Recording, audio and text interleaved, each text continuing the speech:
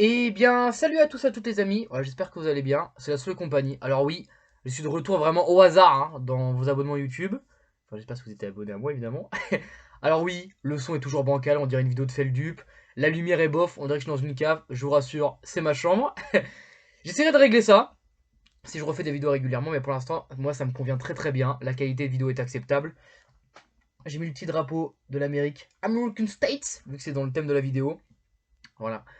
La dernière vidéo en date c'était les Gardiens de la Galaxie.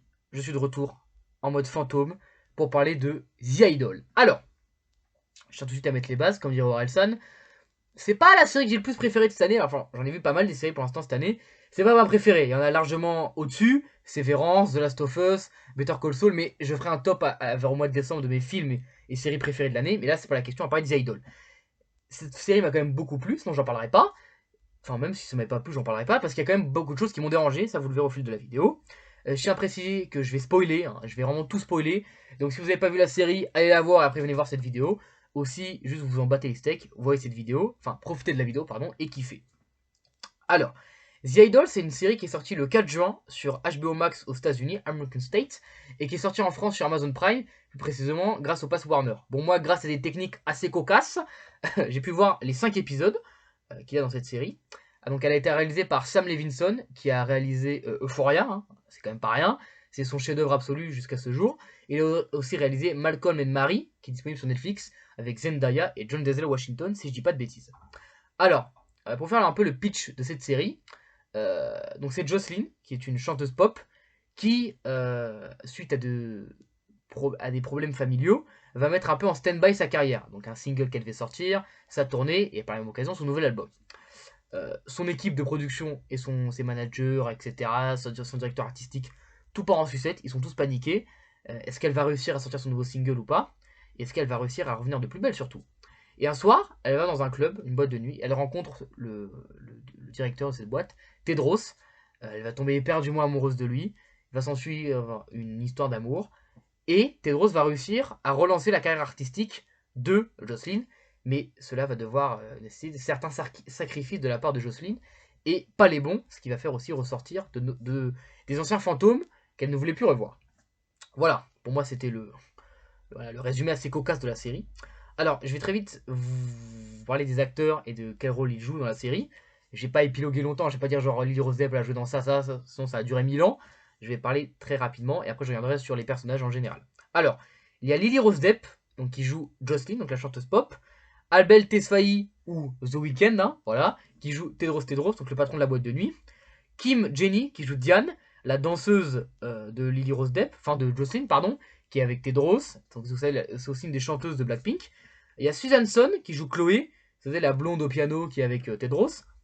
Rachel Sennott, qui joue Leia, l'assistante de Joss, aussi sa meilleure amie. Troy Sivan, qui joue Xander, le directeur artistique de Joss, si je dis pas de bêtises. Hank Azaria, qui joue Chaim, je sais pas comment on dit, qui est le manager et un peu le père de substitution de Joss. Jane Adams, qui joue Nikki, la femme de la maison de disques. Moz Sonny, je sais pas comment on dit, Isaac, vous savez, le grand qui a une voix d'ange, comme ils disent dans la série, qui est avec Tedros. Et Davine Joy Randolph, qui joue Destiny, la manageuse de Joss, et sa mère de substitution. Voilà. Donc voilà pour les acteurs. Donc cette série, elle a 5 épisodes que j'ai classés. Donc le premier épisode, c'est la rencontre avec Tedros. Après, il y a l'épisode avec le clip, le shopping, le moment où ça part un peu en sucette, et le dernier épisode. Alors ce qu'il faut savoir, c'est que cette série, de base, elle avait 6 épisodes. Et je vous avoue, pour des raisons que j'ai pas trop compris, ils ont mis ça à 5 épisodes. Pour moi, c'est une erreur, j'en parlerai plus tard dans la vidéo. Mais voilà, maintenant la série, elle comporte que 5 épisodes de à peu près 50-49 minutes, à part le dernier qui fait 1h10 si je dis pas de bêtises. Alors, sur les jeux d'acteurs, j'ai rien à redire, ok? Ils m'ont tous bluffé, je les connaissais pas du tout les acteurs, à part Lily Rose Depp et The Weeknd. Le reste, je les connaissais pas, c'était de la découverte, et ils m'ont tous régalé, sauf deux. Alors, donc du positif, voilà, bluffant tous. Lily Rose Depp, qui dans le premier épisode m'avait pas bien convaincu. Je trouvais qu'elle en faisait un peu. Voilà, elle était pas naturelle. Je trouvais qu'elle se la racontait un peu dans le sens ah ouais, moi je suis un peu une américaine, mon père c'est Johnny Depp. Bref, elle m'a pas du tout plu dans le premier épisode. Mais dans le reste, j'avoue que là, elle m'a bluffé, j'ai fermé ma gueule. Elle joue très bien la tristesse, la folie. Elle joue très bien aussi la meuf qui a des traumatismes. Elle chante très bien. Elle a un charisme assez imposant. Bref, elle est bluffante dans le reste de la série, à part dans l'épisode 1. L'épisode 1 qui est d'ailleurs pour moi peut-être le plus catastrophique de la série avec le dernier. Donc les deux qui m'ont dérangé, c'est tout d'abord The Weeknd, qui est à la base un chanteur, hein. Alors, on va pas se mentir, hein, c'est pas trop un acteur de renom. Alors, je comprends pas tous les critiques qui disent que son jeu d'acteur était catastrophique. Non, j'ai vu des pires performances dans ma vie, hein. Clairement là on est loin de ça. Ce qui m'a dérangé, c'est qu'à certains moments The Weeknd est très dérangeant. Dans le sens où il joue très bien l'homme oppressant, qui fait peur, assez mystérieux, etc. Il joue même très bien la colère. Mais il y a certains moments, j'étais un peu cringé, parce que je voyais, donc cringé, j'étais un peu malaisé. Pas dans le sens genre bon, genre il joue très bien le malaise, non, un peu genre comme ça en mode oulala, j'espère que ça va vite se finir. Il y a des moments où il s'énerve, notamment dans le 5ème épisode, ou même des moments de romance avec Jocelyn, qui m'ont mis mal à l'aise. Je reviendrai dessus, mais voilà, ça m'a pas plu. Et la performance aussi de Troye Sivan, qui interprète Xander, donc le directeur artistique de Joss. Bon, alors lui, ça va être simple, il m'a exaspéré, hein, du début à la fin. Je trouvais qu'il en faisait trop, qu'il n'était pas naturel, dans un surjeu constant pour moi. Son personnage est certes un peu intéressant, il chante bien, mais moi, il m'a saoulé. Voilà, j'aimais pas sa tête. Voilà, en fait, je sais pas pourquoi, mais dès le début, j'ai eu un problème avec lui, donc je parlerai pas de lui parce qu'il m'a exaspéré. Voilà, je suis franc. Bref, il m'a pas plu. Voilà. Alors, pour ce qui est des personnages, je trouve qu'ils sont très intéressants. Ils ont tous chacun un traumatisme, tous dérangés par chacun. Ils ont tous chacun des intérêts. Nikki, la meuf de la maison de disques, qui, certes, au début, on croit qu'elle est là pour Joss, alors pas du tout. Elle veut juste faire rentrer de l'argent. C'est pour ça qu'à un moment, elle demande à Diane de reprendre le single de Joss. Destiny et Shame, le père et la mère de substitution de Joss, qui jouent très bien. Qui, on voit qu'à la fois, ils sont là pour l'argent. Enfin, ça, c'est plus Shame que Destiny. Mais qui sont aussi là pour Joss, qui font attention à elle. Notamment Destiny qui est prête à buter Tedros, hein, pour qu'il laisse tranquille Joss. Voilà, l'équipe de Tedros, donc Isaac et Chloé, j'ai rien à dire sur ça. Ils sont très intéressants. On voit très bien qu'ils sont sous l'emprise de Tedros, mais à la fin ils arrivent à se détacher de ça. Enfin, je trouve ça très intéressant. Leia, l'assistante de Joss, qui est aussi sa BFF, qui, on sent qu'elle sent la supercherie de Tedros, mais qui d'un côté aime bien être avec Isaac et profiter, mais qui d'un côté souffre aussi de voir son ami comme ça, et ça c'est très bien. Donc au niveau des personnages, j'ai rien à redire. Par contre, au niveau des dialogues, des fois c'est extrêmement cucul la praline, hein, on va pas se mentir. Voilà, notamment des fois des dialogues entre Joss et Tedros, hein, c'est catastrophique. Genre, oh je t'aime, oh non mais moi je t'aime pas, oh laisse-moi tranquille. Bref, on est sur une série TF1, c'est horrible, hein, voilà. Par contre, sur les points sur lesquels je vais absolument rien dire, c'est la réalisation et la photographie.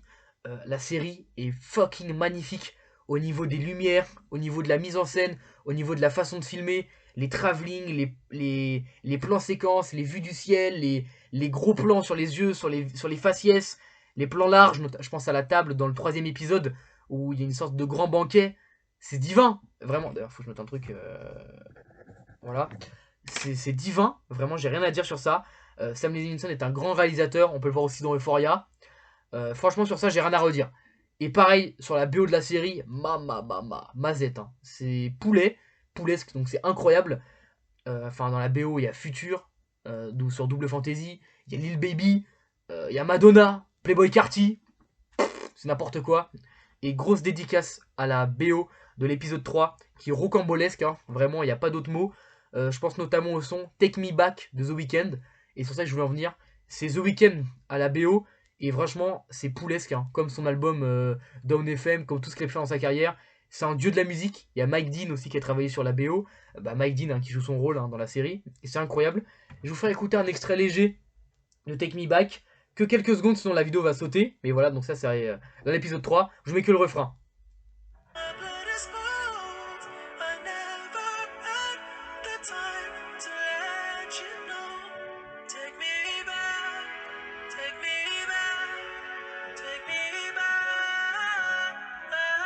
Bref, dans les aigus, c'est splendide. La prod est divine.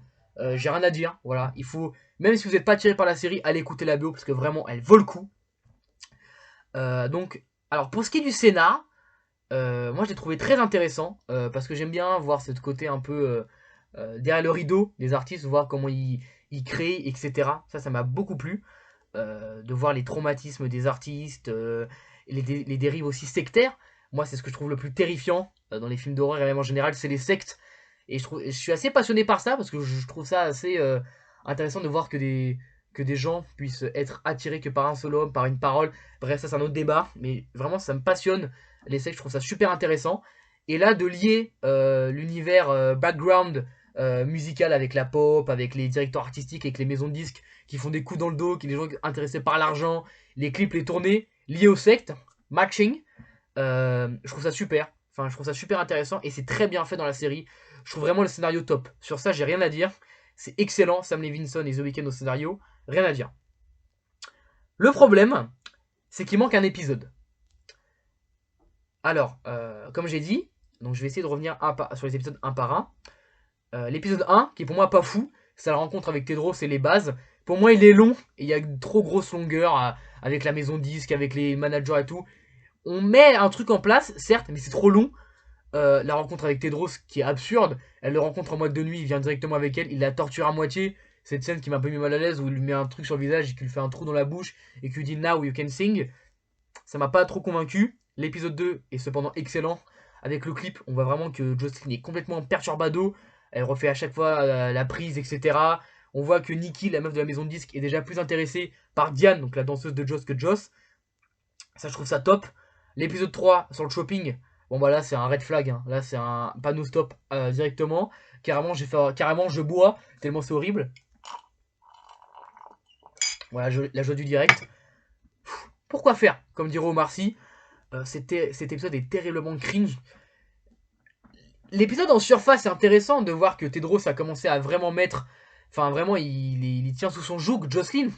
On voit qu'il... C'est n'importe quoi, les scènes romantiques où ils sont censés avoir des scènes de plaisir charnel. Il a même pas de relation sexuelle avec elle. Elle doit se bander les yeux, elle est sur son lit, elle doit se toucher les parties intimes. C'est très gênant. Et même la scène dans le magasin, ils sont en train un peu de copuler dans les vestiaires. Après, l'autre, il va se masturber dans les vestiaires. Pourquoi faire? C'est gênant, ça sert à rien. Ça sert juste à montrer que c'est un psychopathe. Mais on voit déjà que c'est un psychopathe, le gars. Il tient sous son jonc, la maison, c'est devenu la sienne. On voit que le gars, il est pas net, même au niveau des regards et tout. The Weeknd, il le fait très bien, le psychopathe. Pourquoi rajouter ça? Pourquoi rajouter la scène où il se masturbe, où il est en train de claquer ses fesses? C'est n'importe quoi. Pour moi, ça sert à rien. C'est ce qui m'a aussi dérangé dans la série. C'est qu'il y a trop de nudité. On voit trop l'Heroes Depp à poil et ça sert à rien. Vraiment, il n'y a pas un épisode où je l'ai vu habillée. C'est n'importe quoi. Ça sert à quoi? Ok, ça montre qu'elle est à nu, qu'elle se dévoile, etc. Je critique pas le fait qu'elle s'habille comme elle veut. Ça me dérange pas, la tenue en soi. Mais pourquoi la mettre à poil? Qu'est-ce que ça rajoute de plus à la série? Et ça m'a vraiment grandement dérangé. L'épisode 4 est excellent. Là, j'ai rien à dire sur cet épisode. Là, ça commence vraiment à être n'importe quoi.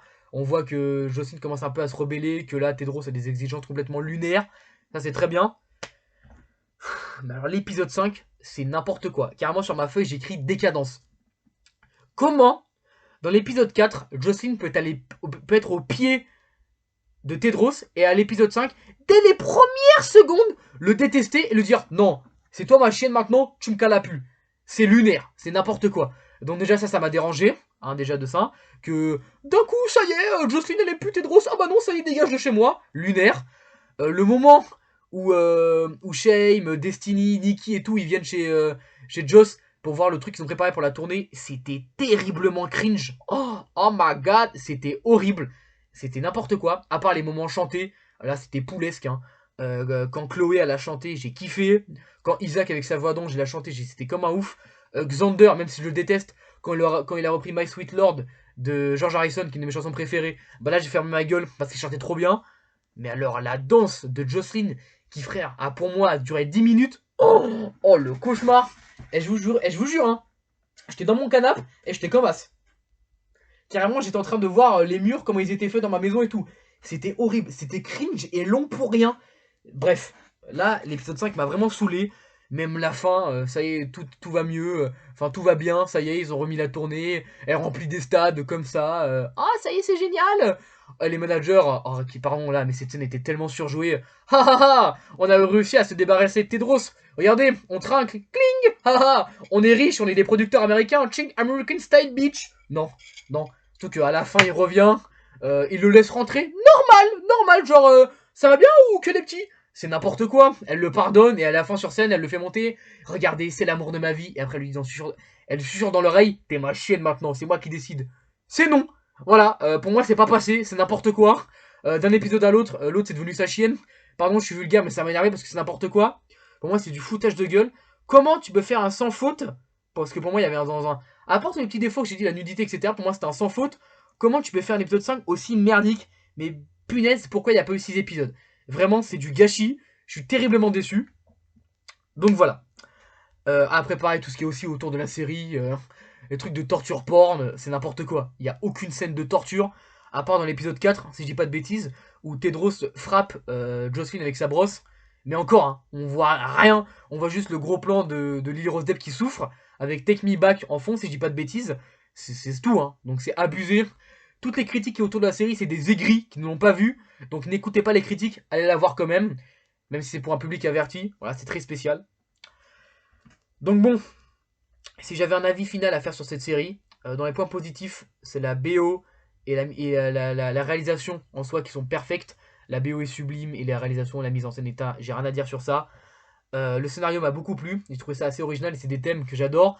Les dessous du artistique et les sectes, ça m'a beaucoup plu. Par contre, dans les points négatifs, l'épisode 5 qui est rocambolesque, hein, c'est n'importe quoi. Et c'est trop court, ça va trop vite. Bref, ça m'a pas plu. L'épisode 1 qui est très mauvais, heureusement que j'ai eu envie de continuer la série, parce que sinon je me serais arrêté tout de suite. Et les jeux d'acteurs qui sont des fois assez inégaux, bah, je pense à Xander, le personnage de Xander, de Tedros qui est assez bancal des fois. La nudité qui est pour moi inexpliquée et qui est lunaire pour moi. Et les scènes de relations charnelles qui je sais pas trop ce qu'elles viennent faire ici. Voilà, pour moi c'est un peu... ça sert à rien, voilà, on va pas se mentir. Donc, en avis global, je mettrais un 7 sur 10 à The Idol. Parce que pour moi, pardon, bon, de toute façon je suis pas sponsorisé, hein, donc je peux dire des gros mots. Pour moi c'est un peu du foutage de gueule, hein, voilà, de dire ouais c'est le mec qui a fait Euphoria, ça va être incroyable. Non, hein, pour moi quand t'as 6 épisodes, tu fais 6 épisodes, t'en fais pas 5 en raccourcissant en une série qui pour moi devait être poulesque. Donc voilà, je suis très déçu de ça. Mais malgré tout, je recommande quand même la série. Parce qu'elle a à certains moments assez drôle. Elle est bien réalisée, la BO est cool. Et c'est super intéressant de voir les dessous d'un artiste, de voir la souffrance, de voir à quel point les sexes ça peut être dangereux. Bref, c'est super intéressant à ce niveau-là. Donc je peux que vous recommander The Idol. Pour un public averti, évidemment, hein, c'est pas pour tout le monde. Hein. C'est Peggy 16 et c'est pas pour rien. Voilà. Mais à part ça, c'est une bonne série que je recommande. Je ne sais pas si cette mairie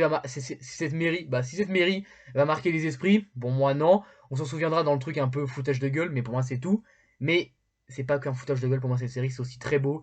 C'est aussi une BO top. C'est aussi des acteurs qu'on ne connaît pas et qu'on découvre qui jouent très bien. Et c'est aussi un scénar aux petits oignons à certains moments, à part certains dialogues cucu. Mais le reste, ça se regarde, c'est agréable. Voilà. Donc je tenais quand même à faire cette critique sur The Idol. Parce que c'est une des rares séries que j'ai pu voir où j'avais aussi beaucoup de positifs et aussi beaucoup de négatifs à dire. Parce que comme vous voyez dans la plupart de mes critiques sur la chaîne YouTube, il y a très peu de négatifs, il n'y a que du positif. Et là j'avais envie de faire un truc enfin positif et négatif. Et surtout que ça relie la musique au milieu du cinéma. Donc forcément, c'était une vidéo pour moi. Donc voilà, j'espère que cette vidéo vous aura plu. Donc si vous a plu, n'hésitez pas à mettre un petit pouce bleu, à vous abonner à la chaîne de la Slow Company, pardon, et à activer la petite coche ding-ling-dong. Voilà, donc j'espère que cette vidéo vous aura plu. Si elle vous a plu, je vous invite à aller voir les autres vidéos que j'ai pu faire sur ma chaîne YouTube. Donc la critique sur Les Gardiens de la Galaxie Volume 3, donc la dernière vidéo en date, même la critique sur Léon, sur Fight Club, sur Peacemaker, même des critiques musicales que j'ai pu faire, sur Angèle, sur Al Capote, bref, et tant d'autres, que je vous recommande. Je ne sais pas quand je serai de retour prochainement, j'aimerais bientôt, peut-être pour faire une double critique sur Oppenheimer et Barbie, je ne sais pas, peut-être sur Mission Impossible, je ne sais pas encore, je reviendrai vers vous, peut-être que dans la prochaine vidéo j'aimerais faire sur un album, je vais réfléchir, je vous tiendrai au courant sur mon Instagram, d'ailleurs je vous invite aussi à vous abonner sur mon Instagram, c'est le réseau social où je suis le plus actif, donc c'est lascocasse, LAS en minuscule tiré du bas cocasse, comme ça se prononce, voilà je suis assez actif, et je poste de la musique, des trucs en rapport avec le cinéma, et aussi quand mes vidéos vont sortir. Voilà. Donc, allez voir The Idol, c'est génial. À part pour les points qui m'ont un peu dérangé. Peut-être que je suis trop aigri, mais à un moment, il faut être assez... Et, sans vouloir me jeter des fleurs, j'ai quand même vu pas mal de trucs pour avoir à développer un certain petit avis critique. Donc voilà, mais encore une fois, ce n'est que mon avis subjectif. Mais maintenant, vous savez ce que j'en pense. En tout cas, sur ce, prenez soin de vous. Merci beaucoup d'avoir suivi cette vidéo. Et vive la musique, et vive le rap. Adieu. Et c'est gênant, j'ai pas réussi à couper. Let's go. Allez, bisous.